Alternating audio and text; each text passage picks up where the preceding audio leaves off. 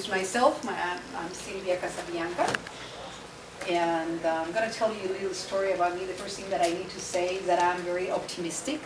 So I have a presentation with 130 slides, which I am not going to present all of them.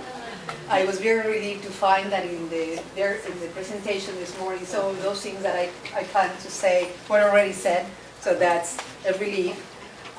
And the idea of putting together this presentation comes from my personal experience.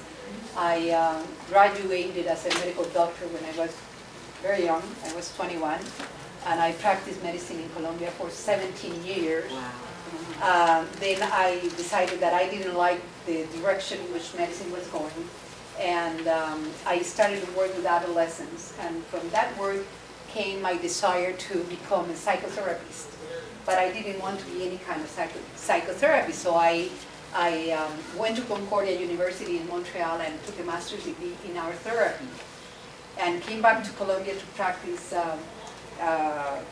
as a psychotherapist. And one of the things that I started to notice very clearly is that the physical symptoms of people resolved when emotional issues were addressed. So the mind-body connection became very, very, very clear to me. And by the same time, I was a very heavy smoker. I was like a really addicted smoker. And I lived basically on coffee and bread. So my nutrition was terrible. And I was a medical doctor. That's terrible. Yeah. So for some reason, the kind of training that I got in the university didn't really, connect the dots.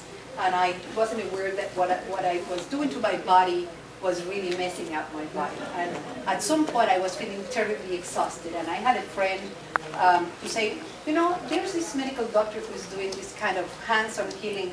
Why don't we go to him? Why don't you go to him to see why are you exhausted? And this was a very crazy guy who talked very funny, because he replaced part of the words to make sure that the words only implied positive things. And I was like, my medical mentality was still there, and but I came to him, and he did a hands-on healing in which I didn't believe at all.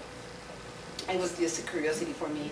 And then he took a pendulum and started to do things with the pendulum, and he said, your lungs do not work, and your brain is almost dead. And I was like, oh God, this is terrible. My energy levels, according to him, were really, really low. And okay, so this was in the morning. I was a professor at the University of Cartagena, and I had to go to a meeting, so I'd say, let's go to the meeting. And I would come back for my prescription in the evening. The guy just smiled at me, prescription, what prescription, right? And when I came back in the evening, I was not a smoker anymore. I never, and this is 20 years ago, and I never had a craving again. Wow. So when that happened, that blew my mind. And I said, well, there's more than I know. I need to know. So I started to get books on energy medicine and on quantum mechanics, and I started to study like crazy to try to understand what was that. And eventually became a Reiki practitioner and a Reiki master. And when I came to this country in 2000, I said, what am I going to do with my life? I have a lot of diplomas and titles and things, but I don't know what I'm going to do. And I was sure that I wanted to do Reiki, because I felt that energy healing had transformed my life totally. I had become a vegetarian. I was exercising every day. I didn't know what happened to me, but something happened. And so I started to piece things together. You wouldn't imagine where. Well, I went to massage school. And I went to massage school because I wanted to have a license to touch people. All right? So in Florida, you get into trouble with people. So it was since, when I started to see anatomy again and physiology again, and for a completely different perspective, and you felt that something happened when you were touching people, and there were emotional releases happening. That was starting to really piece things for me.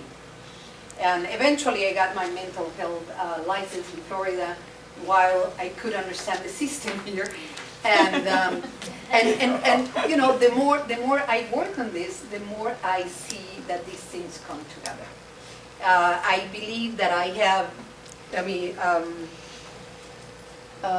you know, there's a former president of yours that says that new discoveries in science will continue to create 1,000 new frontiers for those who still would adventure. So this is just a call for you to be very open to the things that I'm going to say, because I'm going to challenge the establishment, which is one of my pleasures. And look at these beautiful images here.